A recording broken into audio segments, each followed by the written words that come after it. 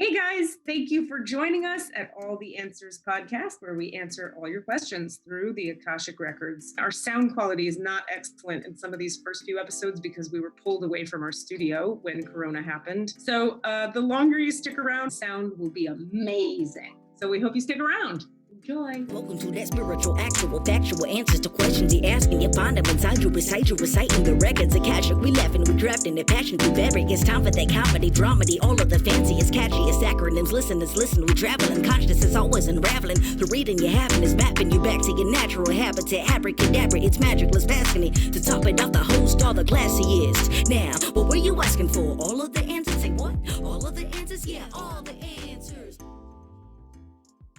So, hi everybody. Welcome to whatever episode this is. We're happy to be here. One thing I was thinking before we hopped on today about talking just briefly with folks about the concept of healers who get healings. Healers need healing. I myself, doing all this high vibe work, I require people who have things I don't have and can bring me forward in my journey. And I thought I would share with people a tiny bit before we bring our guest on today, who we're going to bring on pretty quickly. I'd like to work with her at the top of the session today, mostly just because I'm already in the records and I'm already kind of getting a lot of information for people today. So I wanted to just kind of dive into that, because when I'm in that particular vibration and that particular space, I'm not real good at chit chat. I'm not like, I don't know, what are we talking about? I'm just like, yeah, let's channel. So I was like, well, if I'm there, we may as well just dive on in and get her going so we don't waste this kind of energy or whatever. Not that it's wasted, but you get my point.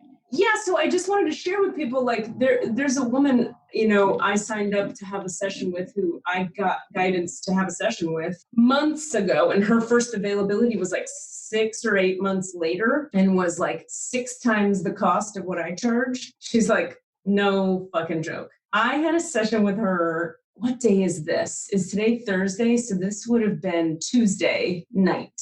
I am still in the 6th dimension. I feel like I am just molecules that are like very far apart from one another. There's like little molecules that exist all around me that people have named them Katie Rubin, but it sure doesn't feel coalesced in any recognizable way to me, which is pretty trippy. It's pretty trippy.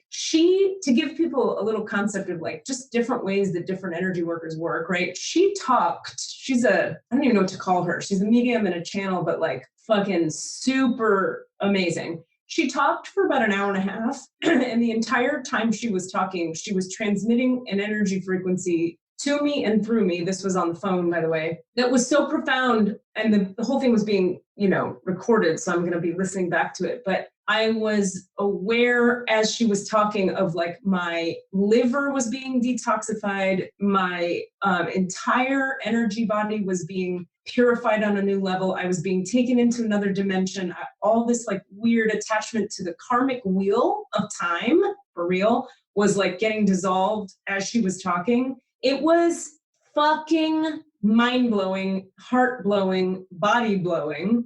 And for the next about 12 hours, I was in a state of like unified bliss with the field of all that is, that I was like, wow, if I never come out of this, I'll probably never do anything again, but I don't care in any way. So anyway, that happened. And she gave me, of course, some like really specific, we were on the phone for 3 hours, which is part of why she costs $9 million. But she gave me really specific guidance. She read my mind. She told me my whole life story without me ever telling her anything. She knew all the things. She answered all my questions before I asked them. I was about to say to her, like, after she talked for an hour and a half, can we talk about my business and how to structure it? And she goes, okay, now we need to talk about your business and how to structure it. And I was like, yeah, I know. Okay.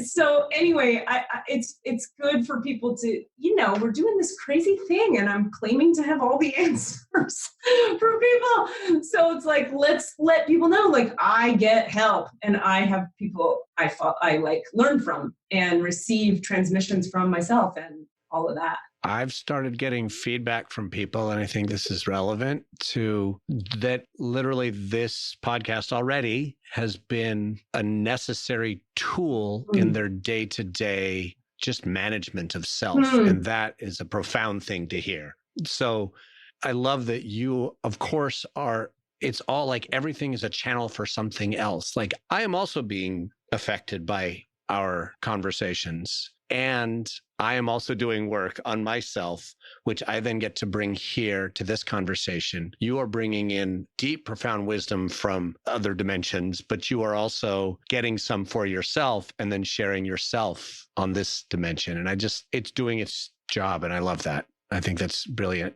Yeah, that's been meaningful to me too. I really hear you. Like our guest today, our friend Fontana Butterfield, who's going to come on and ask a question. She'll text me and say like, oh my God, I just heard episode 6 and I'm like buzzing on my bed. I'm on another level. How did you drop me into this meditative space? And it's really great to it's just great. You know, I'm used to that when it's like I'm working one-on-one with people or in my classes, but like to do it through a podcast format. It's time delayed. So like the fact that you're transmitting healing through words in a different temporal shift that's remarkable. Yeah. I mean, I've been doing, long distance and time delayed healing work for a long time again, but like I haven't had the experience of through a podcast. I know that for the average Joe, time delay is remarkable. And even I still meet people who go like, wait a minute, you do that. They'll go like, what do you do? And I'll go energy healing. And then they go, oh, like Reiki. And I go, no, not fucking Reiki. And then they go like, what? And then I tell them sort of, and then they go, well, so where do people go? And I go, it's on the phone. And then they go, what? And they can't even what? So the fact that like, I know that for a lot of people, time delay is a crazy notion too. For like everyone I hang out with, that's like super normal. I mean, not everyone I hang out with, but everyone in these worlds that I hang out with, the spiritual worlds, it's like, yeah, of course, I listened to that thing later and it transmitted energy. The normal population is like, oh, what? But for myself, I'm also just blown away. Like, I like that the podcast format can be used this way. Podcasting is sort of like what it is, or it has been used in a way, we all listen to them for people to talk to each other, but to transmit light, I'm excited that we're kind of bringing that to this form. Yeah, I have so many more things to say about that idea, but I think you were right. Let's get Fontana on, and maybe at the end we can circle back if you'd like. But which idea? Oh, the idea that podcast transmitting of energy. I'll just say it. It's very quick. I listen to a lot of podcasts, and some of them are so profound. They're not necessarily spiritual in their orientation. Yeah. I think of like this one episode of Radiolab. Yeah. That will bring me to tears every time I listen to it. Yeah. And it's not just, I do think that the hearing of that story is the transmission of energy and is a healing experience and all the things that we are talking about. So now it makes more sense. Now that I just, in my own context, I do believe that, the sharing of stories is a deeply spiritual experience. 100%. And so like realizing that a Radiolab episode can actually transmit healing energy 4 years after it was recorded. There you go. So that's the same. Yeah. Yours is a little more direct. Right. That's all. A little more called that. Like yours is like, no, we know we're doing that. Right. That's what we're doing. That's right. And that's a really good point, Cass, too, because it's a lot of times, a lot of what this work is directly doing stuff that in other ways people are doing. It's just not directly that or directly called that. Right. We're calling it out in this case. Here's what I mean. When you transmit divine light into someone, another way to do that is to like sit with your feelings and feel them. Another way to do that is to go to one of those float tanks and dissolve your sense of self, like we talked about the other day, and your muscles relax and then you totally let go and then something changes. Another way to do that is there's a million ways to do it. This is just sort of like a faster, brighter, more sort of tapping directly into source, actively calling it that and doing it. Like human beings, what they do is they stumble upon their healing a lot of times, or they talk or feel or cry their way into their healing. And that's great. That's what we've been doing forever. This is the dawn of the age of Aquarius. And so the consciousness, like truly, is ready for like, how about we just go right to the core star of the earth and bring like divine light to our face holes? Why not? you know? And like energy healers have been doing what energy healers do from the beginning of time. It's just that like, I think I'm just getting a kick out of the fact that we're doing it in this like radio format. And I know there have been healers who do radio shows before. There's other radio spiritual podcasts. Yes, psychics, There's a lot. whatever. I've been searching them. I'm just having my fun of being like, we're doing it too. And it's really fun. I'm so glad other people are listening. It's so good for me every fucking week to do it and then put it in my head later, in my ears, cool. and re-experiencing it. Of course, I'm glad that other people are listening to it, but it's enough for me that it exists, you know, as a place to come together with you, my awesome friend Katie, who I love so much. Totally. You too. All right. Should I text Fontana and tell her to get on? Bring her ass on here. I already started getting info for her, even just reading her question. And I also have these cards that sort of ask me to have them. So we may pull cards for her too. The question's good because it's if she asks what she was asking on Facebook, because it's very much a question that a lot of people are asking in a mental framework that a lot of people are using. So, you know, it's relatable and human and useful and all of that. We'll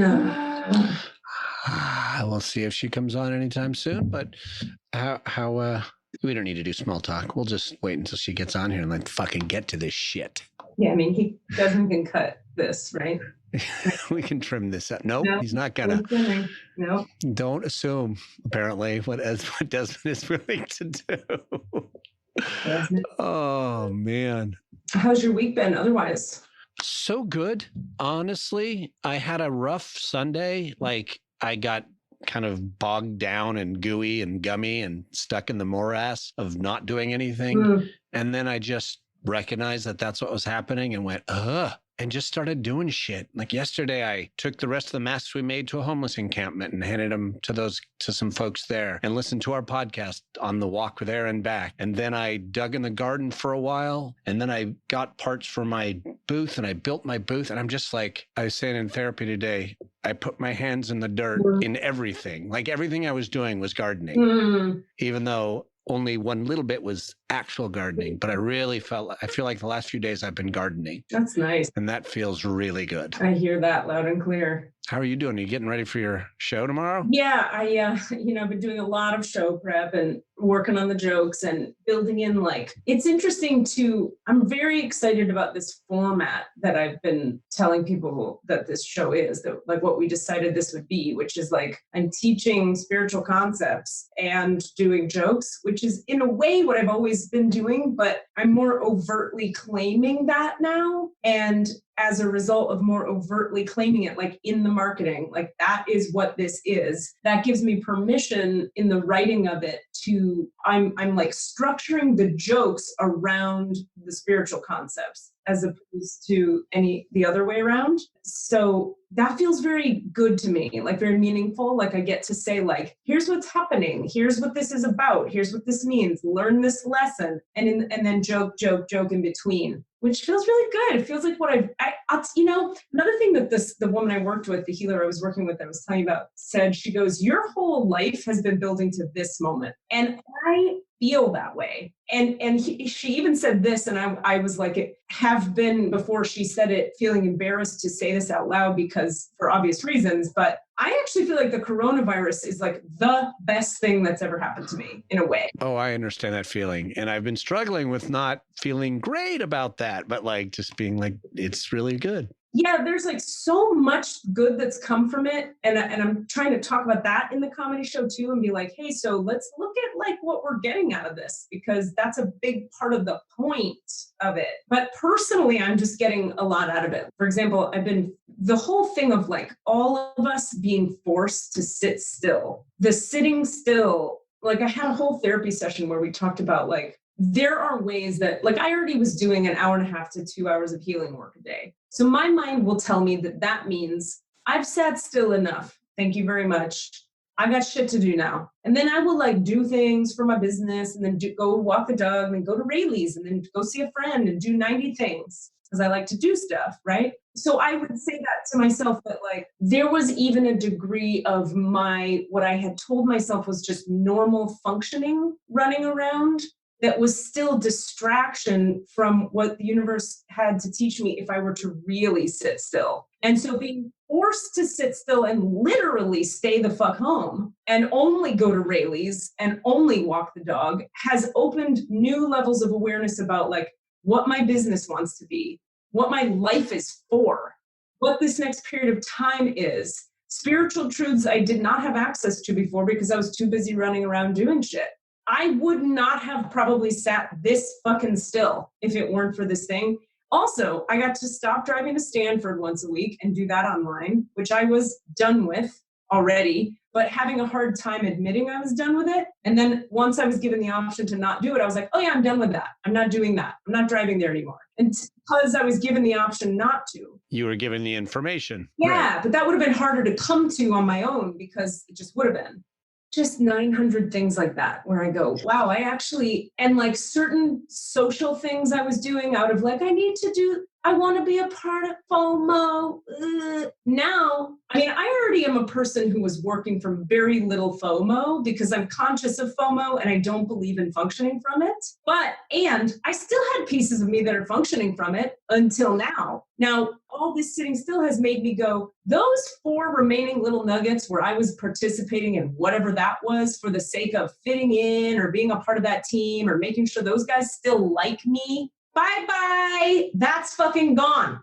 And of course, at first, my response to it being gone was like, oh God, I'm dying. I'll be all alone. I'll be by myself forever. I'm a big loser. That all this like high school, fucking, middle school, childhood, old stuff came up. And guess what I didn't have the option to do? Distract away from it.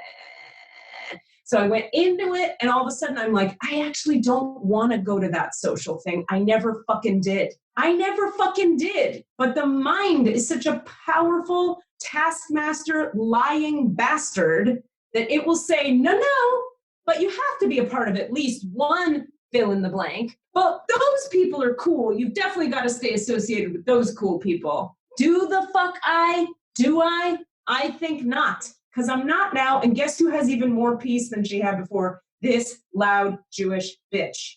Preaching complete. I feel like that's a perfect entry to bring Fontana into the conversation. Fontana, please unmute yourself and join us here on All the Answers. I am also a perfect bitch. I won't say that, but I will agree with you because I love you. I support you from far as a man who is not addressing you. Who would not use that language, but will support your use of any language you so choose. So I wanted to start with you at the top, Fontani, even though we had said earlier, like, you'll come in later, because I was sitting in my own records for a while before we all got on. So I was like, all right, I'm steeped in it. Let's bring her in and kind of dive in. I think what we're going to do, if you're okay with it, Fontana, is just start by opening your records. And then you can kind of say whatever you want and be like, here's my question. But of course, sorry, I'm in another space, but why don't you tell us, just for the people listening, like maybe a little bit about your and my connection, how we know each other, the kind of work you do. I'd love for people to know a little bit about who you are if you're up for that.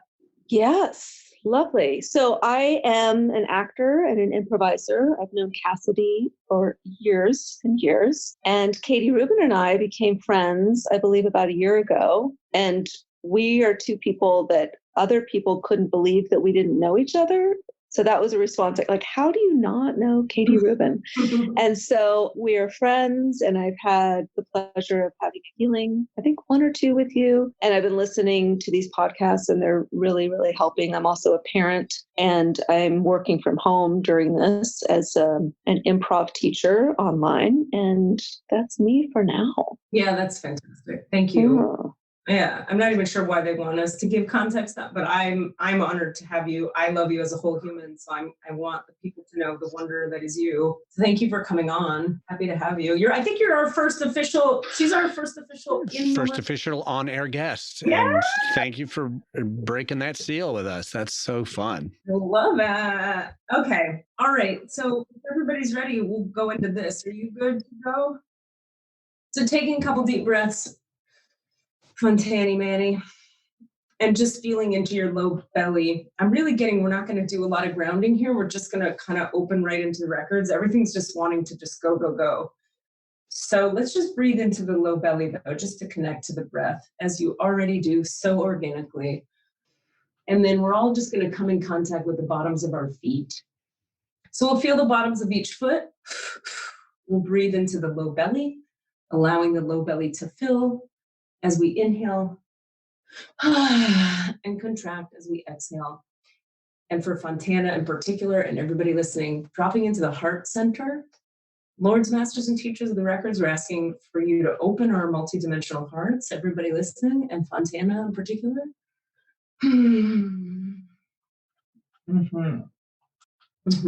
And so by the power of divine light within all of us, come Holy Spirit, Allah, Spirit of light, Spirit of truth, for the highest good of all, throughout time, Allah, fill our hearts with divine love. As I humbly ask permission to open the divine portal to the highest realm of the Akashic Records for Fontana Butterfield. Akashic beings of light, guide Fontana Butterfield to the deepest truth of her being, releasing any blocks and restrictions to her abundance and highest good.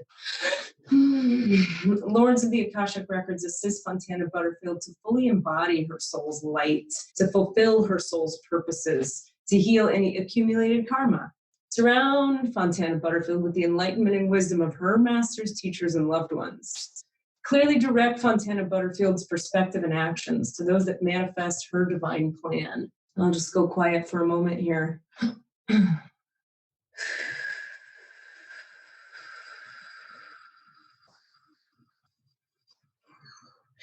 Okay, free of all resistance, judgment, and fear, we're now filled with divine love and the records are now open.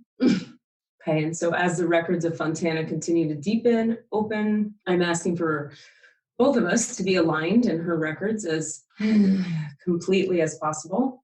Shall we open anything else? Are we good to go? Okay, so, okay, and so record keeper for Fontana, do you have any info to start with? Would you like her to start with her questions? Yes. Okay. I think I'm gonna have my eyes closed for a little bit here, but I'm totally with you whenever you're ready, Fontana.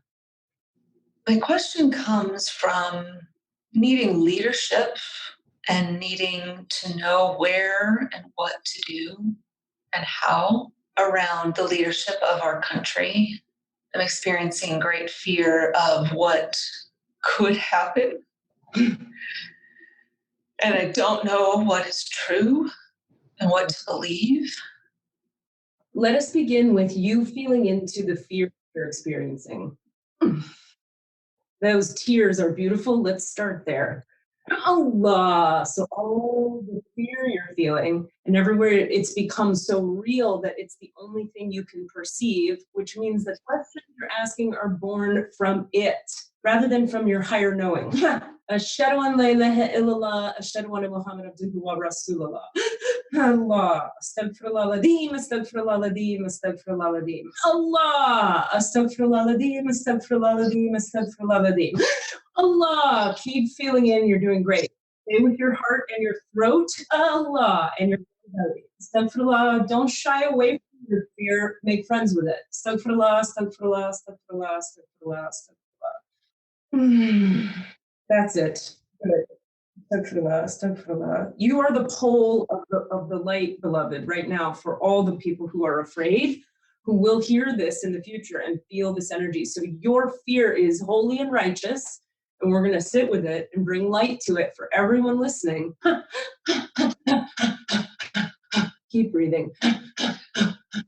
So that everyone can receive a collective fear healing because we need it pretty bad. Allah, astaghfirullah, astaghfirullah, astaghfirullah, ladim. Astaghfirullah, astaghfirullah, astaghfirullah, ladim. Astaghfirullah, astaghfirullah, astaghfirullah, ladim. Allah, Allah, ashhadu an la ilaha illallah, ashhadu anna Muhammad abduhu wa rasulullah.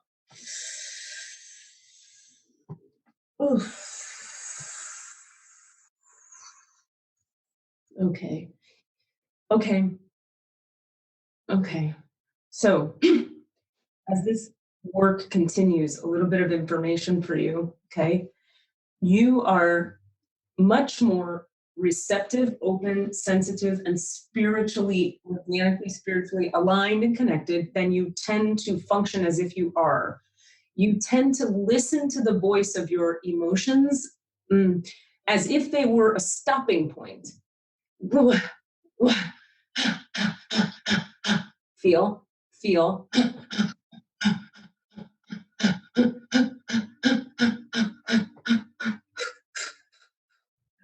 That's it. Don't shy away.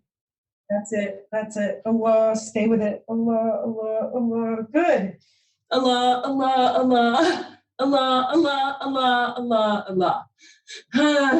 Allah. Your feelings, your emotions, beloved, yours in particular, yours are a doorway to God. But you need the assistance of the light itself to help you understand viscerally in your body that fact. You get it conceptually, and you can do it with me here now in a session, etc. But you were designed to do this on your own. You must now develop your spiritual practice daily for real with no more bullshit in the way. The reason being, you're made up. You're like a spaceship that's like sitting there, like with the spaceship rockets going like, grrr, and you're like in Cape Canaveral, and you're a fucking spaceship. You're supposed to be on, planet Sirius or something. And you're like, I'll just stay here in Florida because that's what normal people do. That's a metaphor, by the way. Montana's not literally in Florida. Okay, the point being, it's important that you develop your spiritual connection to actual light, high vibrational light every single day, because this is the whole point of this time for people like yourself. There's no more not being a light worker, Fontana. There's no more not being a light being. There's no more time. This is your time. This is the moment. This is why this is happening. So the point is to go into the fear and ask the light to meet you there, and then let it be transmuted, because then you discover something new about who you are, and you discover something new about what's true in reality. See, the big picture reality is that Trump is actually not in charge. The people in charge are not actually in charge. The divine is actually in charge. It doesn't look that way right now. But the reason you can't see it is because you haven't been tapping in as regularly as we need you to. We, the beings of light, okay, the fragments of light that make up God consciousness or spirituality itself, or the light that creates all things, or the divine feminine, we, all of that, we need you on earth. The earth people, humanity, is raising in consciousness right now. It's elevating. And anytime anybody or any entity, being, space, place, anything tries to elevate or begins to elevate, there are always forces at play that resist. Always. Right? Like an acorn hatching out of the, the shell. It's not like easy. It has to like push its way out, or a little chickadee baby coming out of the egg. The egg is like kind of a lot of work to peck its way through. Okay, so here's what Trump is, or the words they give is like, here's what your current government structure is. That government structure currently is a mirroring of the collective unconscious, the collective's buried lower self aspects. All the pieces of ourselves as human beings that we have not wanted to admit we have. And that all we liberals and lighthearted ones and light workers have been being like, I'm just kind of we're not gonna look at, that's ugly, it's over there, it has nothing to do with me, I'm gonna do my fun little life. And we've meant well, and there's nothing wrong with us. And what you have to understand is the collective, not just you and me, the collective must face its shadow. That is what this administration is. It is the shadow being mirrored back real fucking strong. Why? So that people will open into and integrate and heal and transform and elevate their own shadow. And you might say to yourself, yeah, but look at all the fucked up stuff they're doing in the meantime. What are we going to do?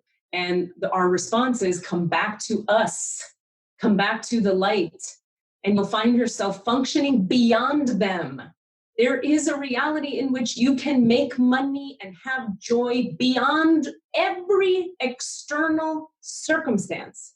But you will never know what that reality is until you take every emotion, Fontana, our holiest of beloveds, our holy beloved sister. You will never know what that reality is. Sweet, sweetheart, until you begin to take every emotion to the light and let it transmute that emotion into truth. Emotions are the doorway to truth. You can't stop at the emotion, bond with your friends about it, complain in your journal about it, and then think you're done. You're not. That will not liberate you into not having fear drive you. If you want actual liberation from fear, you must bring the light to your emotions. You must. You in particular, because you're a light worker. Now, there's more information. Are you ready for more, or would you like to ask something now? I'm ready for more. Okay. You have been, we shall say, egoically attached to your notions of self, that certain notions of self that have kept you from becoming the light worker you are. You'll notice on this podcast, I'm not saying us, the light beings here, we're not transmitting you're a light worker, get your light worker shit together to everybody who comes on. Okay, this is you. Okay, so I'm an actress, I'm a teacher, I'm. Okay, the I that is claiming those identifications is, you could say, the problem. Now, it's not like we're not to judge it and make it wrong and bad. And what we're to do with it is to take that I, even the notions of what the I thinks it is, we're to take that to the obliteration of the light and to let the divine obliterate it. And yes, that is a scary proposition. Who will I be if I'm not identified with who I've always been? And here's the answer for you: a rocket ship to the fucking moon. You're a rocket fucking ship to the motherfucking moon, and you're like, I want to be a trapped little tiny car in Cape Canaveral, Florida. And the light beings are like, really? You could be, really? That's it?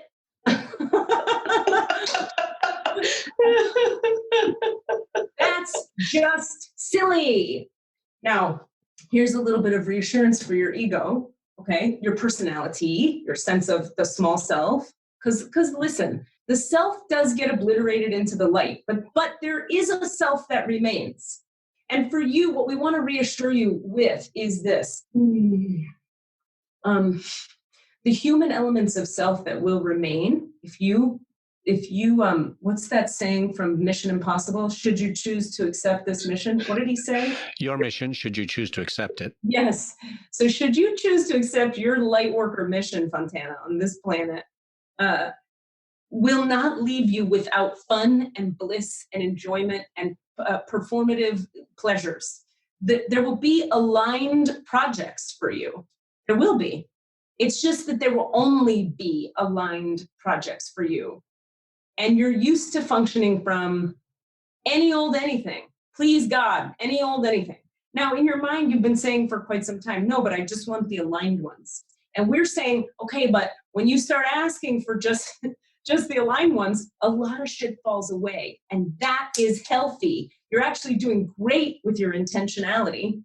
The way your mind has been doing that thing where it's like, I'm in alignment with you, universe. I'll take just the jobs that are fulfilling, but then I'm going to be real mad about the fact that there's no more jobs. It's like, well, if you think about in the winter, all the plants have to die, right? All the leaves on the trees, they die. They freaking die, dead. They're not dead though, right? All the green goes away and all the pretty is gone. And where did the birdies go? Where did the birdies go? They come back in the spring. But you keep being like, yeah, but when's the winter going to end?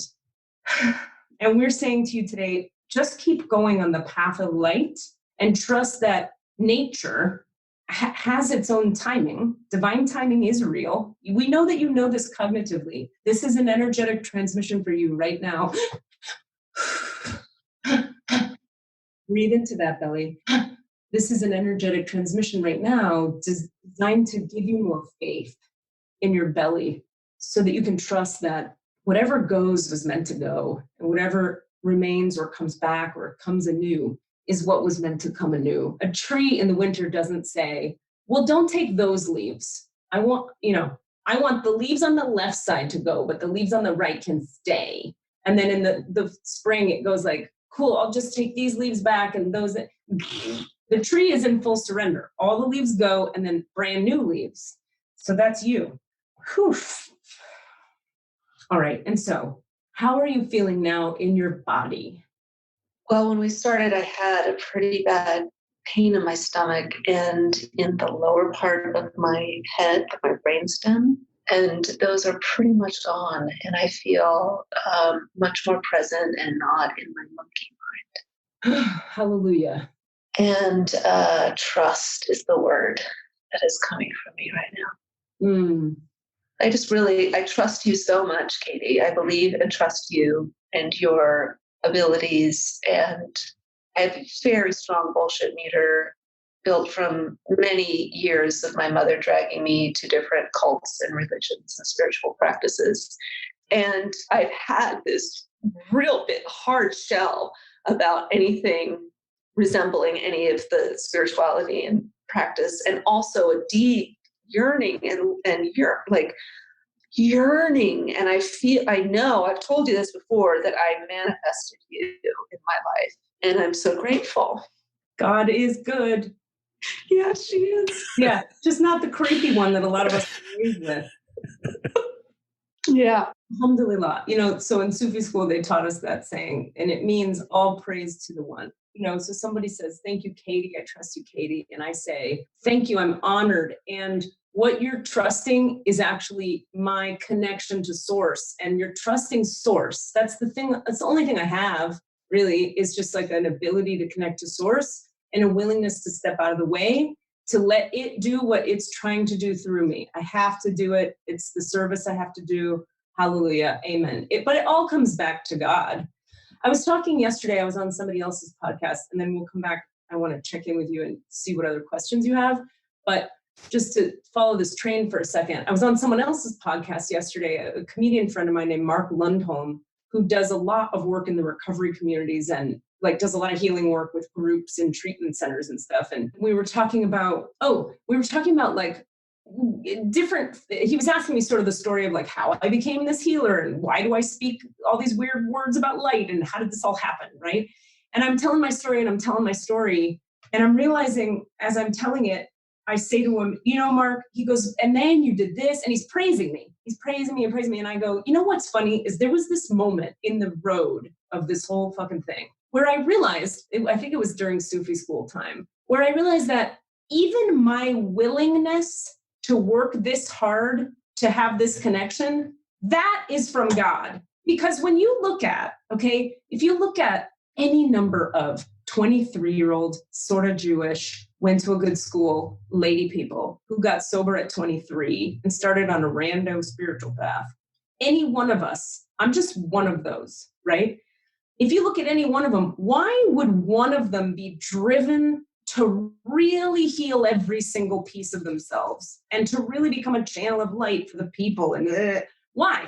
And not the other? Why would one stay sober and not the other? Can the individual who is the one who stayed sober and got the gifts of God claim that she herself did that? In a way, but who gave the drive? I can't take credit for having the drive to have done this. I didn't create drive in myself. I didn't create commitment in myself. People love to take credit for their own fucking journey. And I just go, take a breath, friend, because even that you were willing, you're not so special. You were given that willingness. Okay, now that's some deep shit, because talk about obliterating the sense of self. What if there is no self that is separate from the one? At first, that seems like a terrifying prospect, but eventually when you sit with it long enough, you realize what a fucking liberating tool it is. Holy God, how happy am I to have no more Katie Rubin to fucking identify with. She's a nightmare. I'm being theatrical to make a point. I'm not in judgment of myself. I mean, being the human Katie Rubin without a spiritual connection and without dissolving into the oneness of all that is, it's not fun. It's actually not any fun.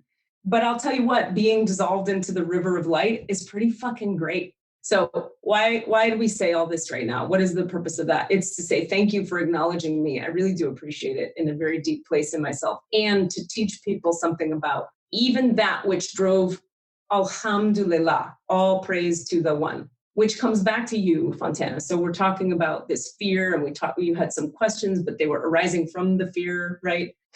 And so the divine says, the response the divine often gives to like, what do I do when it's coming from fear? The question is like, okay, let's clear that fear. Now what's your question? Is what the divine would say. Because your homework is from here on out to take every bit of fear and every emotion, in your case, to the river of light and see, what the light does to it. Because on the other side of that emotion is everything you're seeking. And so with that awareness or without it, what questions do you have now from this space?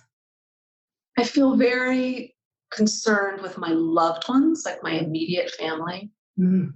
And I know from other practices, like with Al-Anon, that if I'm cleaning my own house, if I'm taking care of my own practice, then there's no way I can control other people. And my empath self is, I'm just really, really exhausted. I feel like I'm carrying a lot. And I need to get my own self strong and connected, put on my own oxygen mask.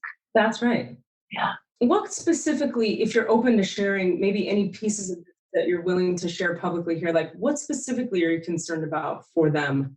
Well, I'm concerned my son is 11 and he has anxiety and he's being treated for it. And he also has expressed that he feels depressed at this time. And so part of me goes to like, oh my God, my sister tried to kill herself when she was 15. I know that there's so many dangers coming up with preteen life and teenage life. And then I go to the bigger picture of like, what if there is a war coming and will he be drafted? And so a lot of it is like protecting him and helping him to explore his feelings and feel his feelings and be okay with that. So I feel like I'm carrying not just myself, but others. And today, right before this call, my wife and my son were fighting and yelling at each other. I couldn't do anything about it because I was working.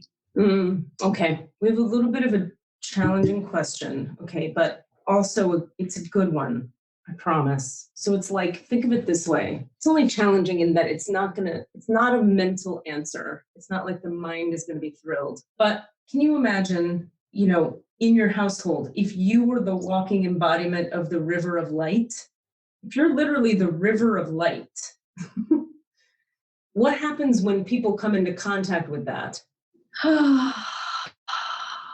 They get relief. Yeah, this is the ultimate paradox for the 2 Enneagram and the Al-Anon sufferer. For our listeners, what that means is like people who are really good at helping other people and who are a little bit egoically attached to helping other people. Okay, for sure. Where your identity gets wrapped up in I am a helper. For those of us who have that tendency, the task is to turn even that piece of self. Remember, we talked moments ago about obliterating the self for you, is to turn even that small self idea over to the river of light. Meaning the human way of saying it is like, trust that they each have a higher power too. God's taking care of them. But that, I don't know about you, but for me, that's not easy to do. Like, how do I trust that God's taking care? Do I really believe that they have a higher power? I don't know. If then it's in my mind, then it's an idea. But if I go to the river of light every day, myself, and I take that part of me that's in my heart, okay, that says, I gotta help them or I'm not okay. I gotta save him or he's not okay. If I take that piece of my heart, even that piece of my heart, and by the way, also the brainstem, because you're right, it's in there too, and your pelvic floor, to the divine, something in you loosens and becomes part of the river of light, which magically, no joke, affects them. Number 1. Number 2, you become a different vibrational frequency such that when they come to you, I'm upset at my other mom or I'm scared, just by being near you, they calm down because you are being what they need rather than trying to go from your human self to their human self. And like, I don't even know what, glom on, like, it's like your human self and your self-centered needs glom onto their self-centered fears. And then everybody's enmeshed and nobody's free. really what you want to do is you want to liberate and empower your son, right? You want him to feel free and empowered, light, awake, alive, in his own breath, on his own vibrational field, aligned with source, and ready to take the next indicated action. How do kids learn that? They see their parents modeling it for them. So if you become somebody who sits in the river of light every day and says, no, you don't get to come into mom's room for this half hour because I'm getting connected to source. Sorry. Maybe it takes him 5 years, but one day he goes, all right, fucking, I guess sitting in the river of light is kind of a thing. You know, or it's after he's drafted, or after he smokes weed for 20 years, or after he goes to prison for selling heroin, whatever it is. I'm not speaking about your son. I'm giving examples to make a point. Having had a mother who did that, it will plant a seed, if nothing else. For you, in your case, you have the capacity to become such a beacon of light with just a little bit of fucking spiritual practice. Instead of, instead of turning to certain things you sometimes turn to, if you were to turn to the light, do you know what I'm talking about? I do. Great. Then your vibrational frequency would literally change, and then the entire vibrational tone of your house would change. You know that you're the pole of your house, right? You're the pole of it. Yes. So the only way for a pole with a bunch of people swinging around it to survive being a pole is it better be a sturdy pole. And the only way I know for a light worker to be a sturdy pole is to be tapped into the river of light. So it's a pretty stern assignment. They're like, yeah, you got to really like take seriously this. It's sort of like you're like you know how like a giraffe can only eat certain kind of leaves off a certain height tree because they're really tall neck, and then they need a certain kind of protein and it comes from that one tree. You're a giraffe, but you're trying to eat like gerbil food. You see what I mean? Yeah.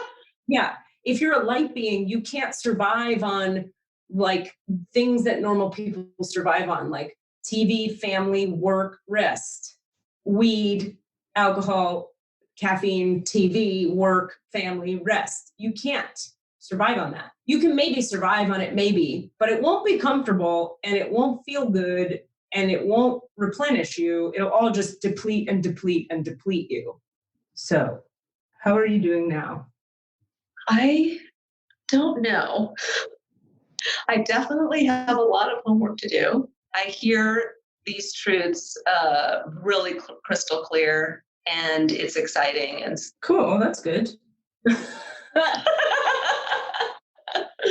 I like when you call me a light worker. I like it very much. It feels good. It feels really, really good and true, and I know it. Okay. Yeah. How do you feel in terms of, on a practical level, do you feel capable of doing these kind of homework assignments that you're being given here through this? By the way, I feel I am not running this show. This is being given. Okay. Mm-hmm. So like, how equipped do you feel to have a practice, to know what that practice is, to tap into the river, to make time, to have a boundary, all of that? I definitely feel at a beginner level with great ideas for beginner tools to do this. I mean, the podcast that you have shared with the world of the opening of the records and the entry, I've been listening to that every day. Okay, good. Okay. Yeah. For 2 days in a row, which is pretty amazing. Okay, let me just, okay. Well, when and if you decide you want more information or guidance about how to do this more fully, more simply, more deeply every day, you know where to come. Yeah, I do. And, again, they want me to I just want to really acknowledge you for coming with this particular fear today, because bringing that vibration of fear, it's very popular right now, or I should say it's happening for a lot of people. So you asking about it allows for this healing to come through, and that emanates out for a lot of people. So thank you for bringing your fear here to this space so we could dissipate it for you and everyone in your family and everyone else who's listening who needed that fear dissipated. That's a big service. And before you came on, we were discussing that this moment right now is a healing, but the 2 weeks from now, when someone puts this and listens to this podcast, the same exact thing is happening. So they didn't have to be present right now as it happened for it to be of service to more than just you. Yeah. And I've experienced that with listening to the podcast, that I definitely feel very different after listening to it and sobbing through the opening prayers and right there with you. Yeah. And I think about it really consistently throughout my day. And I think that these deep, intense fears are opening because I've been listening to this. And I feel like I'm able to look at things that I've been pushing away for quite a while. That makes sense. That happens often. Here's something validating too to keep in mind is that like what most people do with that is they just find new and cleverer ways to bury it. So the fact that you called in, the fact that you're asking, the fact that you're sitting here, that we're talking about, all that is like, cool, you're moving forward instead of like, I'm just going to smoke more weed, or like, I'm just going to, get busy with this knitting project or whatever. Because there's a million ways to just be like, la, la, la, la, la, la, this isn't happening. Yeah. So rock on. Yeah.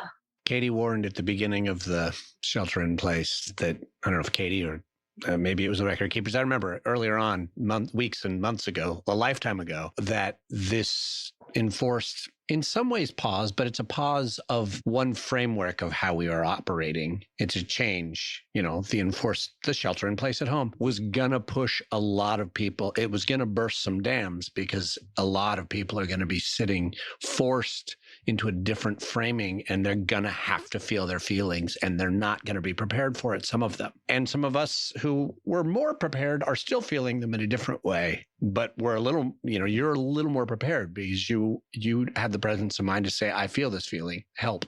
Well, I would add Fontana's like a lot more prepared than the average Joe, because she's been looking at it. She knows, she's looking, she knows. There's they talk in the 12-step programs a lot about like this thing called step zero. Step zero is the period of time before step one that can often last for years and years and years, where you're going, things aren't quite right. I guess I'll read this book. Things aren't quite right. Well, I'll take a class. Things aren't quite right. And you're kind of, the human being will like dance around like I'm powerless and my life is unmanageable. And then one day step one hits and off you go. And that's that's how the spiritual path works. So step zero, it can sound patronizing or like not a big deal, or like, oh, I'm only on step zero. That's just judgment functioning, because step zero is very important. Most people have to spend a lot of time in the moment right before step one in order to surrender to step one. Most people are in like step -3. Yeah. Yeah. One of my spiritual teachers always reminds me too, like one of the things I have to process a lot with him is that I get frustrated with how little work people do and how much I have to like, people will come back to a healer in this kind of victim mentality of like, fix me. Cool. We have 15 minutes. Fix it. Okay, bye. And then they go back to doing everything they've ever been fucking doing. Then they come back in 3 months and they go, fix it. And the it that we're fixing is the same fucking thing. They just recreated it because they're not willing to actually do any work or change or make new choices. Now that gets draining on a bitch, because I have to be, if I'm going to do this work, part of the work has to be teaching people to fish. I can't just hand people fish all day, because then you're Jesus and they hang you on a cross.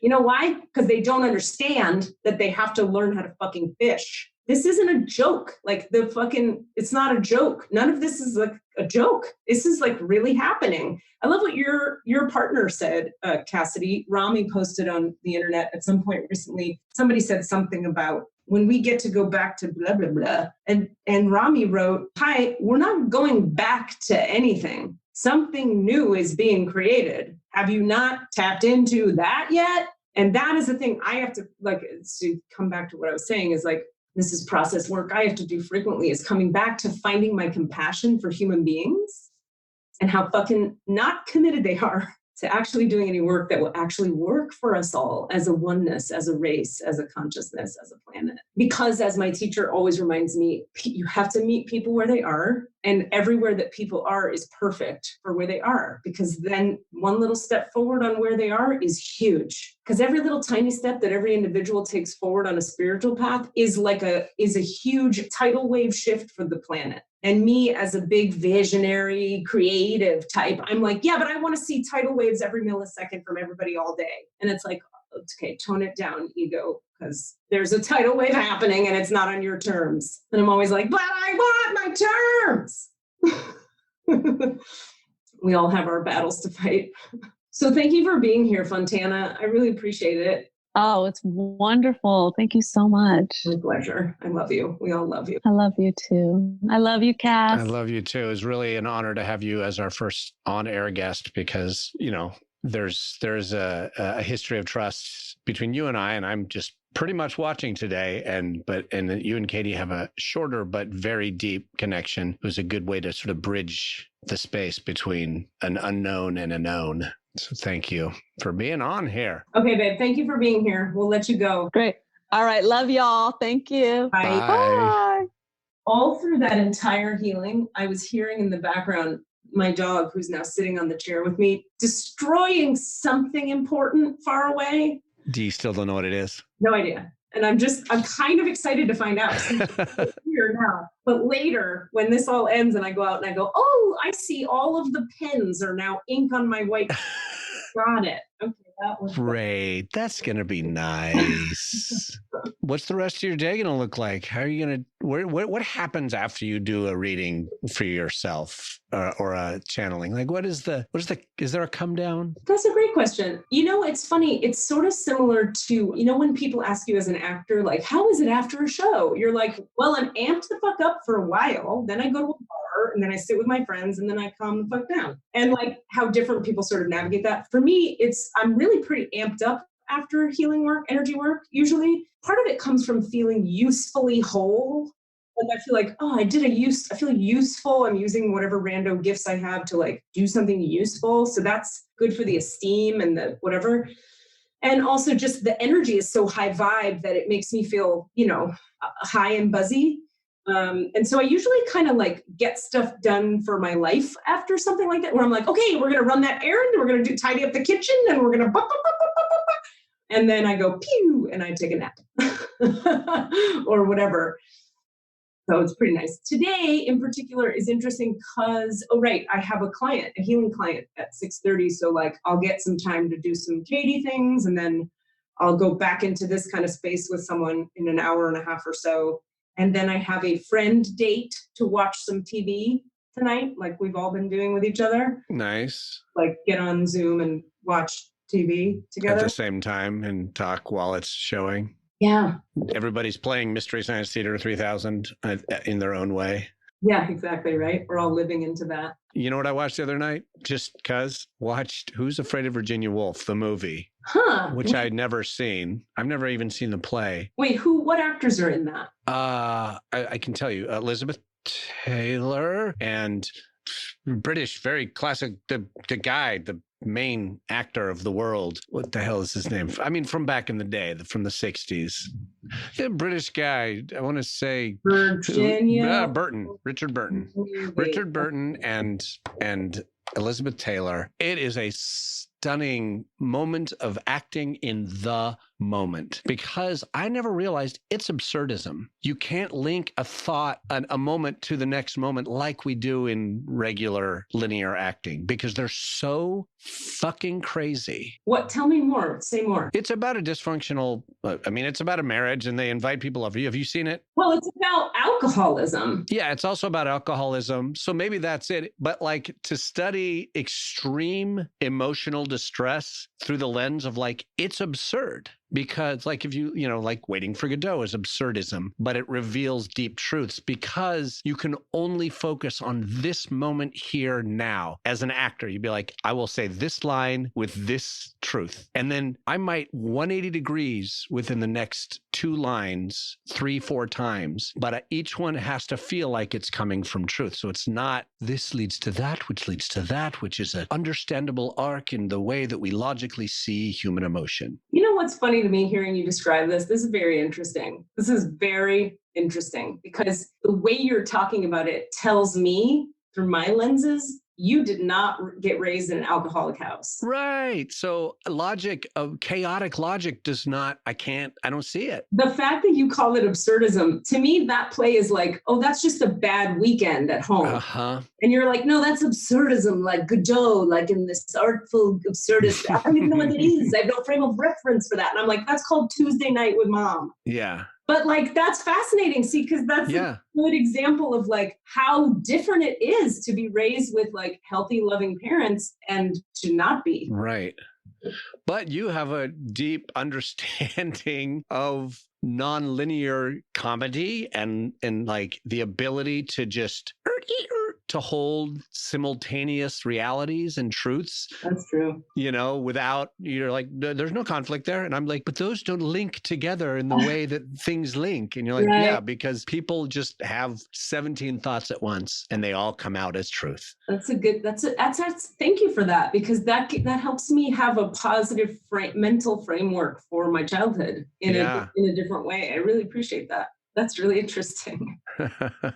Yeah, I never thought of it that way either. Like, of course, that's my framing. And that wasn't even my framing. Like, Rami had that framing. It was like, that was absurdism. I was like, oh, yeah, it kind of was. And then we agreed. But yeah, but also just watching them as actors be able to manifest that so clearly without it feeling untrue or acted is a stunning thing to watch. I mean, my guess would be those two actors have some experience with. Oh, yeah. Burton's an absolute raging alcoholic from what I hear. So there you have it. Yeah. I mean, they just know that reality. So it's not hard to play. That's like when people would say to me, people have said in the past, like, how did you play that evil character so convincingly? And I'm like, I just imitated my mom. Like, it's not that hard. I thought you were going to say, because I'm an evil bitch for a long time, only recently not. Well, I mean, I do know how to carry the energy of evil, and I do know how to embody it because truly, because I was raised by it and because I had it in my body, it's very familiar to me. I had another friend, a healer friend, who came and saw You Mean to Do Me Harm, one of the plays that I did. And she said, wow, you really are embodying that character's evil. And I remember thinking, and I said to her, evil? Like, I don't see this character as evil. This character's like got some issues, but she's not evil. And then later that night, I was like, well, I probably am bringing my own experience of evil to whatever I'm doing up there and just really inhabiting the shit out of it because I have that frame of reference. Yeah. But one of the gifts of that is that like so many people are so afraid of their own darkness and they conflict, everybody conflates anger with like bad or anger with evil or darkness with evil. And because I literally was raised by and infused with actual evil, I had to really tease apart through a lot of help from a lot of other people, not on my own, the difference between the energy of what is evil and the energy of like what is like appropriate anger or like intensity that is okay, that is actually a contribution. And that's part of what I end up teaching people all the time now, because nobody has to tease that out in their own body, so they never learn. Yeah. You know what I mean? And then I watch these documentaries, people will be like, how as a sensitive person and as a psychic healer person are you watching a documentary about Charles Manson right now? Or about, what's his name, the new one? But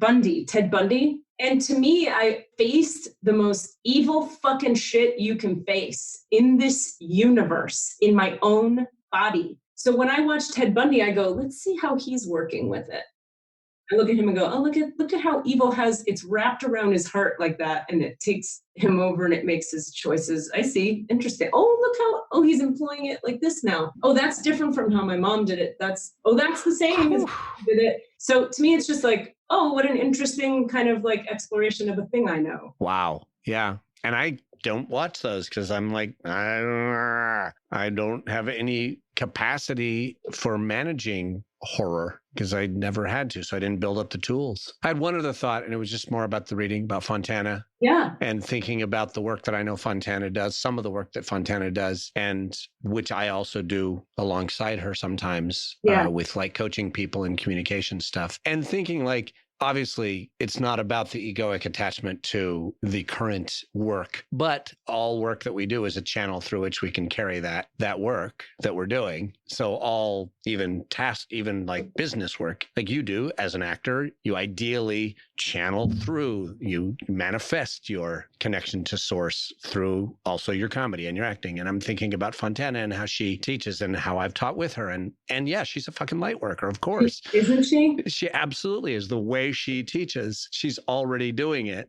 Yeah. She's already, partway there. Like she's already bringing that connection to, I kind of look at it as like, she has a connection to heart bliss, to like to the open river of love that I've always noted and bathed in sometimes. And she brings that to her work with people at like high-end tech companies. And that has got to be fucking useful. We need that. Dude, she like I've co-taught with her from time to time or seen her at work, and she can hold such compassionate space from her heart for whatever is in front of her. And she'll just breathe away any resistance she's having to it or anything in herself that's being triggered by it. She can just breathe it through and it moves through, and then she's able to hold space and facilitate. She's so gifted that way. And being able to carry that into these environments where these people, all people, people in certain environments are more bound in systems that are challenging and restricting. And so, like you said, like just for a family to be in the presence of one who is in with the light is going to help them. And I'm just thinking about how the work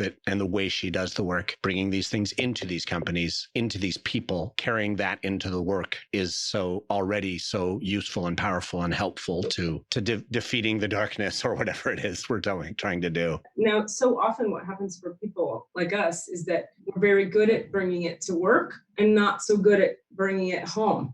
Uh-huh. And so, that's to do with just our various and sundry. It's also like, it's a lot of work to it's a lot of work to take it to work and then do it again at home and then apply it at home. And we want to separate our work from our home. Yeah. I mean, that's a big one for me. When I've deeply looked at, why am I not yet in a long-term partnership that I want to stay in?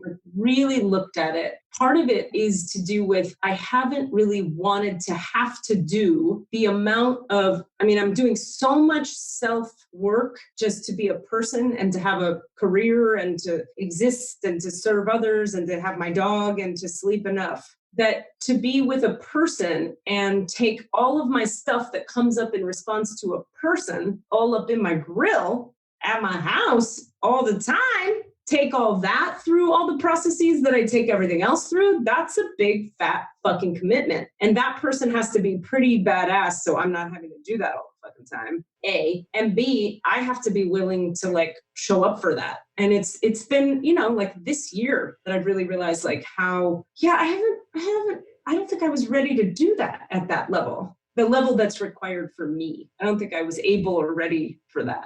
It's like I'm stepping into that readiness right now, which is a trip because it's a trip because something like have a relationship. It's so normal. It's what everybody does. You just grow up, finish high school, go to college, maybe get married, have a house, have a job, and that's life.